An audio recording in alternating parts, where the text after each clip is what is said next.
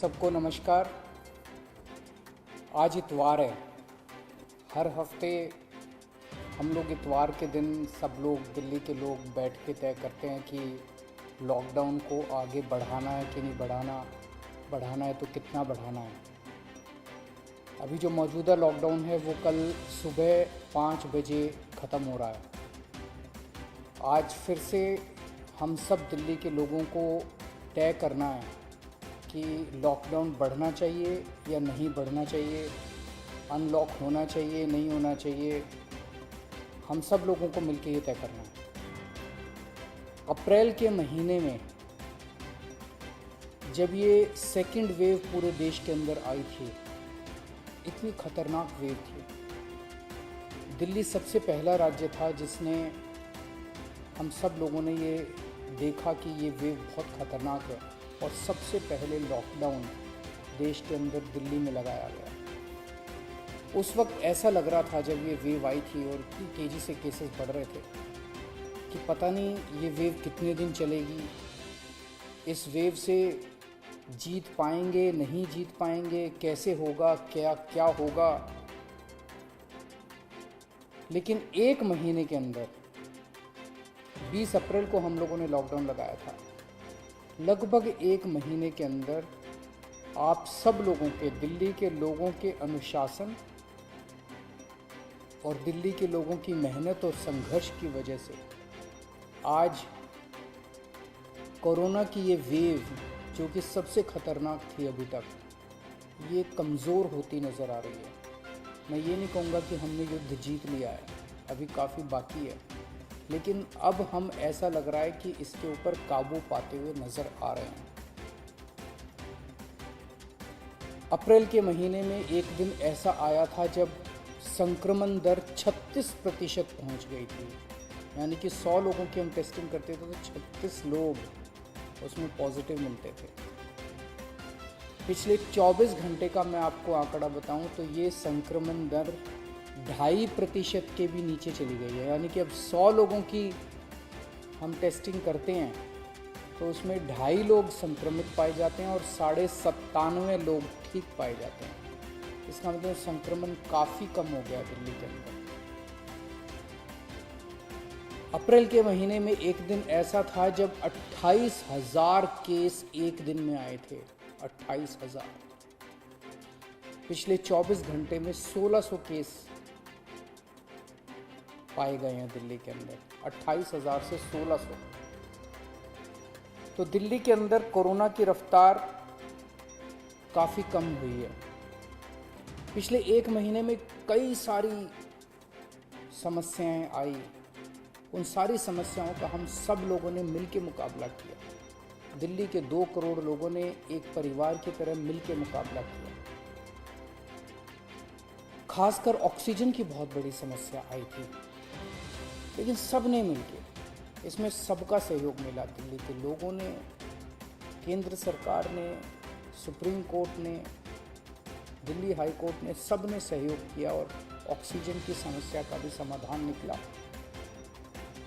अब वैक्सीन की बड़ी प्रॉब्लम आ रही है, वैक्सीन की बहुत कमी महसूस हो रही है, लेकिन मुझे विश्वास है जैसे हमने बड़ी बड़ी समस्याओं का समाधान किया है, ऐसे वैक्सीन की समस्या का भी समाधान निकलेगा। हम मिलकर निकालेंगे।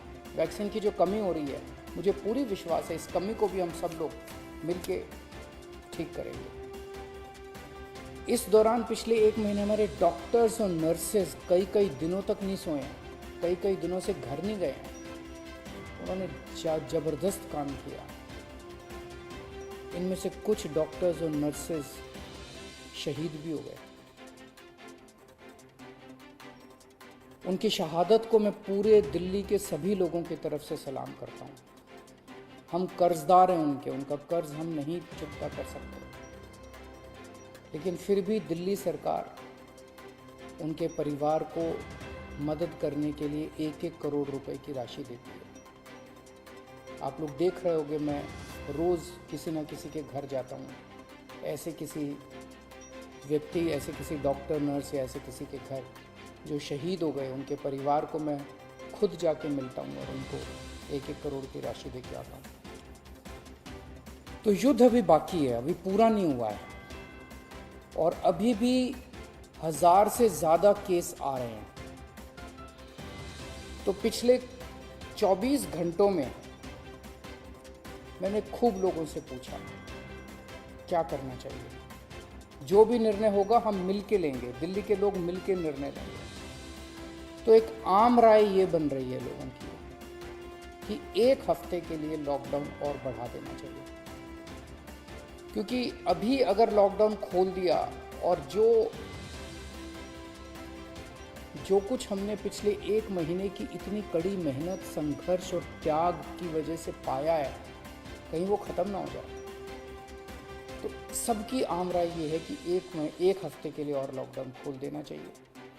तो दिल्ली सरकार ने ये निर्णय लिया है कि 1 हफ्ते के लिए लॉकडाउन और बढ़ाया जा रहा है। अगले सोमवार 31 तारीख की सुबह 5 बजे तक के लिए लॉकडाउन बढ़ाया जा रहा है। अगर केसेस के घटने का सिलसिला इसी तरह से जारी रहा अगले 1 हफ्ते की, मेरा आप सब लोगों से अपील है, निवेदन है, जैसे आपने अभी तक सहयोग किया, आपने अभी तक कठोर अनुशासन का पालन किया, लॉकडाउन को फॉलो किया, इसी तरह से आप आगे भी जारी रखेंगे, कोरोना के नियमों को आगे भी फॉलो करेंगे।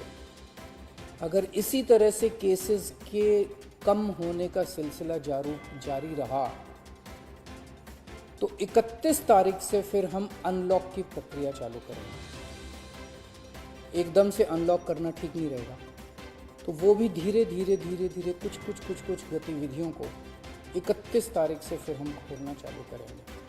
लेकिन अभी सबकी राय के मुताबिक, मैं दिल्ली के लोगों की राय के मुताबिक 1 हफ्ते के लिए हम लोग लॉकडाउन और बढ़ाने जा रहे हैं।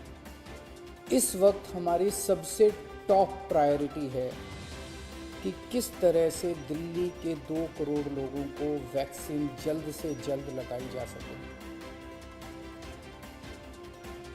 हमने दिल्ली में सारी व्यवस्था बना ली है कि 3 महीने के अंदर दिल्ली के सब लोगों को हम वैक्सीन लगा सकते हैं, लेकिन वैक्सीन की कमी है, पूरे देश के अंदर कमी है।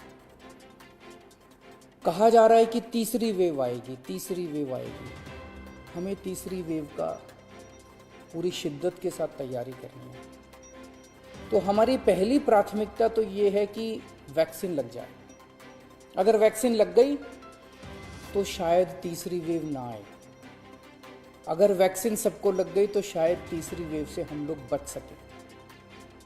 तो एक तरफ तो हम सबको वैक्सीन लगाने की तैयारी कर रहे हैं, जल्द से जल्द लगाने की तैयारी कर रहे हैं, सबके सामने कोशिश कर रहे हैं कि जहाँ से भी हो सके, केंद्र सरकार से, दूसरी कंपनियों से भी, सबसे मैं खुद बात कर रहा हूँ, जितनी विदेशी कंपनियाँ हों चाहे भारत की कंपनियाँ हों, कि कैसे हम ज़्यादा से ज़्यादा वैक्सीन लगा सकें।